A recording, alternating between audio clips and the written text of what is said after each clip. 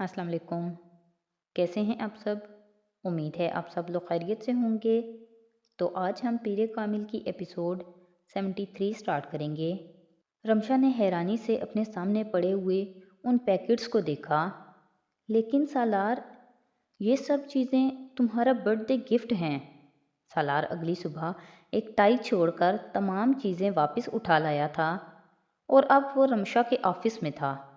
मैं किसी से इतना महंगा तोहफा नहीं लिया करता, एक टाई काफ़ी है। सालार, मैं अपने फ्रेंड्स को इतने ही महंगे गिफ्ट देती हूँ। रमशा ने वजाहत की कोशिश की। यकीनन तुम देती होगी, मगर मैं नहीं लेता। अगर तुमने ज़्यादा इसरार किया तो मैं वो टाई भी लाकर वापस तुम्हें दे दूँगा, सालार ने कहा और उसके जवाब का इंतज़ार किए बगैर कमरे से निकल आया। रमशा फीके चेहरे के साथ उसे कमरे से निकलता देखती रही। सालार हमेशा की तरह उस दिन डॉक्टर साहब के पास आया हुआ था।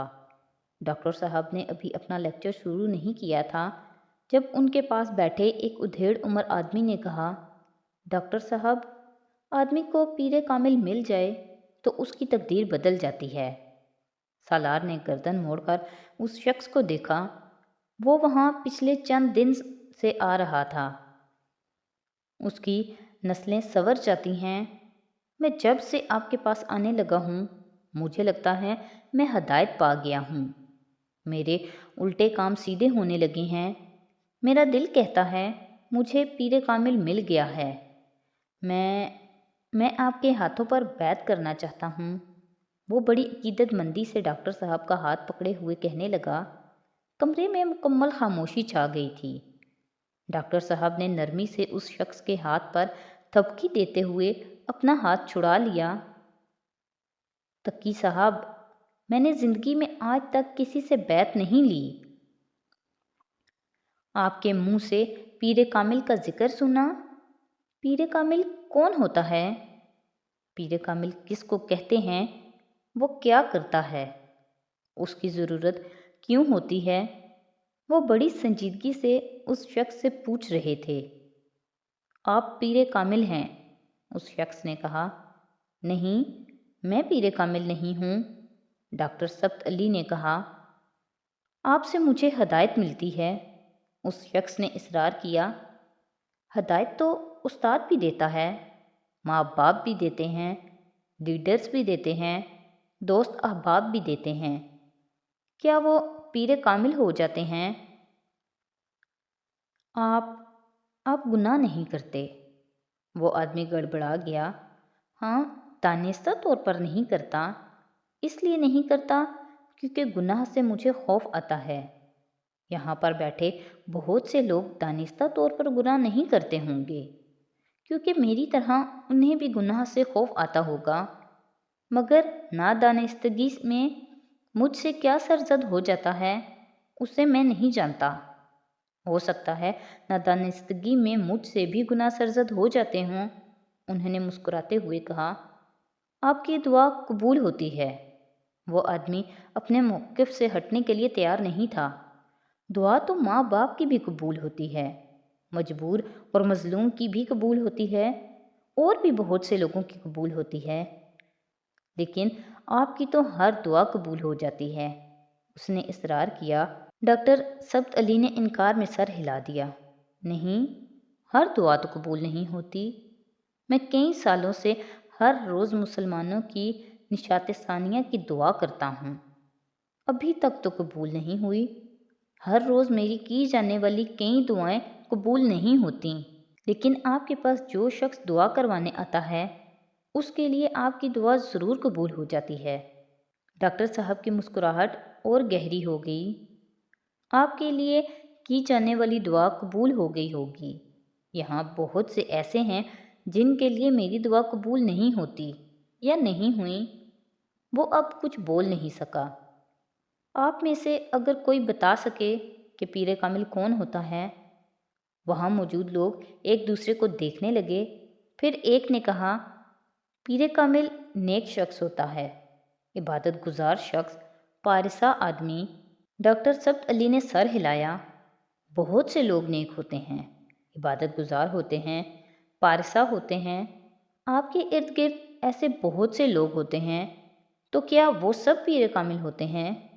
نہیں، پیر کامل وہ آدمی ہوتا ہے جو دکھاوے کے لیے عبادت نہیں کرتا، دل سے عبادت کرتا ہے، صرف اللہ کے لیے۔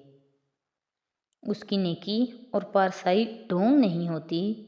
ایک اور شخص نے اپنی رائے دی، اپنے حلقہ احباب میں آپ میں سے ہر شخص کسی نہ کسی ایسے شخص کو ضرور جانتا ہوگا جس کی عبادت کے بارے میں اسے یہ شبہ نہیں ہوتا کہ وہ ڈھونگ ہے، جس کی نیکی اور پارسائی کا بھی آپ کو یقین ہوتا ہے۔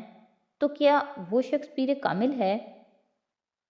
کچھ دیر خاموشی، پھر ایک اور شخص نے بولا، پیر کامل ایک ایسا شخص ہوتا ہے جس کے الفاظ میں تاثیر ہوتی ہے کہ وہ انسان کا دل بدل دیتے ہیں۔ تاثیر بھی بہت سے لوگوں کے الفاظ میں ہوتی ہے، کچھ کے منہ سے نکلنے والے الفاظ میں، کچھ کے قلم سے نکلنے والے الفاظ میں۔ تاثیر تو اسٹیج پر کھڑے ایک کمپیئر اور اخبار کا کالم لکھنے والے ایک جرنلسٹ کے الفاظ میں بھی ہوتی ہے۔ تو کیا وہ پیر کامل ہوتے ہیں؟ ایک اور شخص بولا، پیر کامل وہ ہوتا ہے جسے الہام اور وجدان ہو، جو مستقبل کو بوجھ سکے۔ ہم میں سے بہت سارے لوگ ایسے خواب دیکھتے ہیں جن میں مستقبل میں درپیش آنے والے حالات سے ہمیں آگاہی ہو جاتی ہے۔ کچھ لوگ استخارہ بھی کرتے ہیں اور چیزوں کے بارے میں کسی حد تک جان جاتے ہیں۔ کچھ لوگوں کی چھٹی حس بہت تیز ہوتی ہے، وہ خطروں کو بھانپ جاتے ہیں۔ پیر کامل کون ہوتا ہے؟ ڈاکٹر صاحب کچھ دیر خاموش رہے، انہوں نے پھر اپنا سوال دہرایا، پیر کامل کون ہو سکتا ہے؟ سالار الجھن آمیز انداز میں ڈاکٹر سبت علی کے چہرے کو دیکھنے لگا۔ کیا ڈاکٹر سبت علی کے علاوہ کوئی اور پیر کامل ہو سکتا تھا؟ اور اگر وہ نہیں تھے تو پھر کون تھا؟ اور کون ہو سکتا تھا؟ وہاں بیٹھے ہوئے لوگوں کے دل و دماغ میں ایک ہی گونج تھی۔ ڈاکٹر سبت علی ایک ایک کا چہرہ دیکھ رہے تھے، پھر ان کے چہرے کی مسکراہٹ آہستہ آہستہ معدوم ہو گئی۔ پیر کامل میں کاملیت ہوتی ہے۔ کاملیت ان چیزوں کا مجموعہ ہوتی ہے جو آپ کہہ رہے تھے۔ پیر کامل وہ شخص ہوتا ہے جو دل سے اللہ کی عبادت کرتا ہے، نیک اور پارسا ہوتا ہے، اس کی ہر دعا قبول ہوتی ہے، اس حد تک جس حد تک اللہ چاہے۔ اس کے الفاظ میں تاثیر بھی ہوتی ہے، وہ لوگوں کو ہدایت بھی دیتا ہے، مگر اسے الہام نہیں ہوتا، اسے وجدان ہوتا ہے، وہی اترتی ہے اس پر، اور وہی کسی عام انسان پر نہیں اترتی، صرف پیغمبر پر اترتی ہے۔ 1,24,000 پیغمبروں میں سے ہر پیغمبر کامل تھا، مگر پیر کامل وہ ہے جس پر نبوت کا سلسلہ ختم کر دیا جاتا ہے۔ ہر انسان کو زندگی میں کبھی نہ کبھی کسی پیر کامل کی ضرورت ضرور پڑتی ہے۔ کبھی نہ کبھی انسانی زندگی اس موڑ پر آ کر ضرور کھڑی ہو جاتی ہے جب یہ لگتا ہے کہ ہمارے لبوں اور دل سے نکلنے والی دعائیں بے اثر ہو گئی ہیں، ہمارے سجدے اور ہمارے پھیلے ہوئے ہاتھ رحمتوں اور نعمتوں کو اپنی طرف موڑ نہیں پا رہے۔ یوں لگتا ہے جیسے کوئی تعلق تھا جو ٹوٹ گیا ہے، مگر آدمی کا دل چاہتا ہے اب اس کے لیے کوئی اور ہاتھ اٹھائے، کسی اور کے لب سے اس کی دعا اللہ تک پہنچائے، کوئی اور اللہ کے سامنے اس کے لیے گڑ گڑائے، کوئی ایسا شخص جس کی دعائیں قبول ہوتی ہوں، جس کے لبوں سے نکلنے والی التجائیں اس کے اپنے لفظوں کی طرح واپس نہ موڑ دی جاتی ہوں۔ پھر انسان پیر کامل کی تلاش شروع کرتا ہے، بھاگتا پھرتا ہے دنیا میں کسی ایسے شخص کے لیے جو کاملیت کی کسی نہ کسی سیڑھی پر کھڑا ہو، اب اس کے لیے کوئی اور ہاتھ اٹھائے، کسی اور کے لب اس کی دعا اللہ تک پہنچائیں، کوئی اور اللہ کے سامنے اس کے لیے گڑ گڑائے، کوئی ایسا شخص جس کی دعائیں قبول ہوتی ہوں، جس کے لبوں سے نکلنے والی التجائیں اس کے اپنے لفظوں کی طرح واپس نہ موڑ دی جاتی ہوں۔ پھر انسان پیر کامل کی تلاش شروع کرتا ہے، بھاگتا پھرتا ہے دنیا میں کسی ایسے شخص کے لیے جو کاملیت کی کسی نہ کسی سیڑھی پر کھڑا ہو، پیر کامل کی یہ تلاش انسانی زندگی کے ارتقاء سے اب تک جاری ہے۔ یہ تلاش وہ خواہش ہے جو اللہ خود انسان کے دل میں پیدا کرتا ہے۔ انسان کے دل میں یہ خواہش، یہ تلاش نہ اتاری جاتی تو وہ پیغمبروں پر کبھی یقین نہ لاتا، کبھی ان کی پیروی اور اطاعت کرنے کی کوشش نہ کرتا۔ پیر کامل کی یہ تلاش ہی انسان کو ہر زمانے میں اتارے جانے والے ہر پیغمبروں کی طرف لے جاتی رہی۔ پھر پیغمبروں کی مبعوثیت کا یہ سلسلہ حضرت محمد صلی اللہ علیہ وسلم کے ساتھ ختم کر دیا گیا۔ آپ صلی اللہ علیہ وسلم کی امت کے لیے آپ صلی اللہ علیہ وسلم کے بعد کسی اور پیر کامل کی گنجائش ہی نہیں رکھی گئی۔ کون ہے جسے آپ یا آئندہ آنے والے زمانے میں حضرت محمد مصطفیٰ صلی اللہ علیہ وسلم سے بڑھ کر کوئی مقام دیا جائے؟ کون ہے جسے آج یا آئندہ آنے والے زمانے میں کسی شخص کے لیے حضرت محمد صلی اللہ علیہ وسلم سے بڑھ کر کاملیت دی جائے؟ کون ہے جو آج یا آئندہ آنے والے زمانے میں کسی شخص کے لیے حضرت محمد صلی اللہ علیہ وسلم سے بڑھ کر شفاعت کا دعویٰ کر سکے؟ جامد اور مستقل خاموشی کی صورت میں آنے والا نفی میں یہ جواب ہم سے صرف ایک سوال کرتا ہے۔ پیر کامل کو چھوڑ کر ہم دنیا میں اور کس وجود کو کھوجنے نکل کھڑے ہوئے ہیں؟ پیر کامل صلی اللہ علیہ وسلم کی بیعت شدہ ہوتے ہوئے ہمیں دوسرے کسی شخص کی بیعت کی ضرورت رہ گئی ہے؟ پیر کامل صلی اللہ علیہ وسلم کے راستے پر چلنے کی بجائے ہمیں دوسرا کون سا راستہ اپنی طرف کھینچ رہا ہے؟ کیا مسلمانوں کے لیے ایک اللہ، ایک قرآن، ایک رسول صلی اللہ علیہ وسلم اور ان کی سنت کافی نہیں؟ اللہ اور اس کے رسول صلی اللہ علیہ وسلم اور اس کی کتاب کے علاوہ اور کون سا شخص، کون سا کلام ہے جو ہمیں دنیا اور آخرت کی تکلیفوں سے بچا سکے گا، جو ہماری دعاؤں کو قبولیت بخشے، جو ہم پر نعمتیں اور رحمتیں نازل کر سکے؟ کوئی پیر کامل کا فرقہ بتا سکتا ہے؟ نہیں بتا سکتا۔ ڈاکٹر سبت علی کہہ رہے تھے، وہ صرف مسلمان تھے، وہ مسلمان جو یہ یقین رکھتے تھے کہ اگر وہ صراط مستقیم پر چلیں گے تو وہ جنت میں جائیں گے، اس راستے سے ہٹیں گے تو اللہ کے عذاب کا شکار بنیں گے۔ وہ صراط مستقیم وہ راستہ ہے جو اللہ اپنے پیغمبر صلی اللہ علیہ وسلم کے ذریعے قرآن میں بتاتا ہے، صاف، دو ٹوک اور واضح الفاظ میں۔ وہ کام کریں جس کا حکم اللہ اپنے رسول صلی اللہ علیہ وسلم کے ذریعے دیتا ہے، اور اس کام سے رک جائیں جس سے منع کیا جاتا ہے۔ اللہ، حضرت محمد صلی اللہ علیہ وسلم اور قرآن کسی بات میں کوئی ابہام نہیں رکھتے۔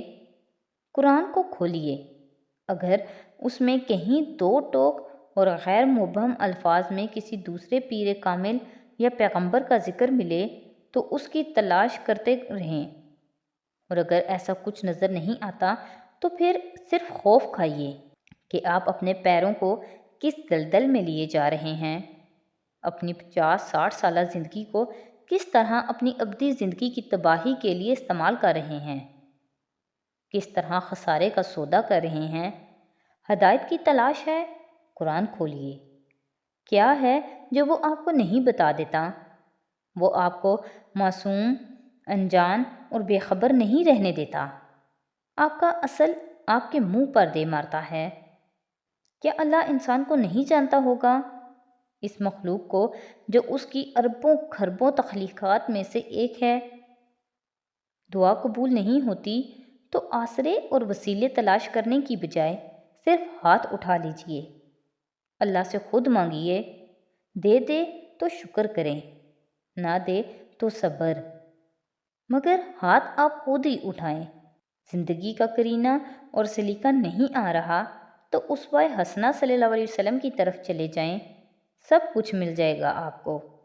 احترام ہر ایک کا کریں، ہر ولی کا، ہر مومن کا، ہر بزرگ کا، ہر شہید، ہر صالح کا، ہر پارسہ کا، مگر اپنی زندگیوں میں ہدایت اور رہنمائی صرف حضور پاک صلی اللہ علیہ وسلم سے لیں، کیونکہ انہوں نے آپ تک اپنے ذاتی احکامات نہیں پہنچائے۔ جو کچھ بتایا وہ اللہ کا نازل کرتا ہے، ڈاکٹر سبت علی کون ہے؟ کیا ہے؟ کون جانتا ہے اسے؟ آپ کے علاوہ چند سو لوگ، چند ہزار لوگ، مگر جس پیر کامل صلی اللہ علیہ وسلم کی بات میں کر رہا ہوں انہیں تو 1 ارب کے قریب لوگ اپنا روحانی پیشوا مانتے ہیں۔ میں تو وہی کچھ کہتا دہراتا پھر رہا ہوں جو 1400 سال پہلے حضور پاک صلی اللہ علیہ وسلم فرما چکے ہیں۔ کیا نئی بات کہی میں نے؟ ڈاکٹر سبت علی خاموش ہو گئے۔ کمرے میں موجود ہر شخص پہلے ہی خاموش تھا۔ انہوں نے وہاں بیٹھے ہر شخص کو جیسے آئینہ دکھا دیا تھا، اور آئینے میں نظر آنے والا عکس کسی کو ہلا رہا تھا اور کسی کو لرزا رہا تھا۔ وہاں سے باہر آ کر سالار بہت دیر تک اپنی گاڑی کی سیٹ پر چپ چاپ بیٹھا رہا۔ اس کی آنکھوں پر بندھی آخری پٹی بھی آج کھول دی گئی تھی۔ کئی سال پہلے جب ماما ہاشم سوچے سمجھے بغیر گھر سے نکل پڑی تھی تو وہ اس لگن کو سمجھ نہیں پایا تھا۔ اس کے نزدیک وہ حماقت تھی۔ بعد میں اس نے اپنے خیالات میں ترمیم کر لی تھی۔ اسے یقین آ گیا تھا کہ کوئی بھی واقعی حضور پاک صلی اللہ علیہ وسلم کی محبت میں اس حد تک گرفتار ہو سکتا ہے کہ سب کچھ چھوڑ دے۔ اس نے اسلام کے بارے میں جاننا شروع کیا تو اسے پتہ چلا صحابہ اکرام رضی اللہ تعالیٰ عنہ بھی اسی طرح کی قربانیاں دیا کرتے تھے۔ حضرت بلال رضی اللہ تعالیٰ عنہ سے حضرت اویس کرنی رضی اللہ تعالیٰ عنہ تک ان گنت لوگ تھے جو ہر زمانے میں تھے، اور سالار سکندر نے اقرار کر لیا تھا کہ حضور پاک صلی اللہ علیہ وسلم کی محبت میں اتنی طاقت تھی کہ وہ کسی کو بھی چھوڑنے پر مجبور کر دیتی۔ اس نے کبھی اس محبت کا تجربہ کرنے کی کوشش نہیں کی تھی۔ وہ آج وہاں بیٹھا پہلی بار یہ کام کر رہا تھا۔ یہ صرف پیغمبر صلی اللہ علیہ وسلم کی محبت نہیں تھی جس نے امامہ ہاشم کو گھر چھوڑنے پر مجبور کر دیا تھا۔ وہ صراط مستقیم کو دیکھ کر اس طرف چلی گئی تھی، اس صراط مستقیم کی طرف جسے وہ کسی زمانے میں اندھوں کی طرح ڈھونڈتا پھرتا تھا۔ وہ صحابہ کرام رضی اللہ تعالیٰ عنہ بھی اسی صراط مستقیم کی طرف جاتے تھے۔ امامہ ہاشم نے کئی سال پہلے پیر کامل صلی اللہ علیہ وسلم کو پا لیا تھا۔ وہ بے خوفی اسی ہدایت اور رہنمائی کی عطا کردہ تھی جو اسے حضور پاک صلی اللہ علیہ وسلم کی محبت سے ملی تھی۔ وہ آج تک پیر کامل صلی اللہ علیہ وسلم کو خود شناخت نہیں کر پایا تھا، اور امامہ ہاشم نے ہر کام خود کیا تھا۔ شناخت سے اطاعت تک اس کو سالار سکندر کی طرح دوسروں کے کندھوں کی ضرورت نہیں پڑی تھی۔ تو آج کی ایپیسوڈ یہیں پہ ختم کرتے ہیں۔ نیکسٹ ایپیسوڈ کے ساتھ کل پھر حاضر ہوں گے۔ تو اگر آپ کو میری ویڈیوز اچھی لگ رہی ہیں تو پلیز میری ویڈیوز کو لائک کریں، میرے چینل کو سبسکرائب کریں اور اپنے فیملی اور فرینڈ کے ساتھ شیئر کریں۔ بہت شکریہ۔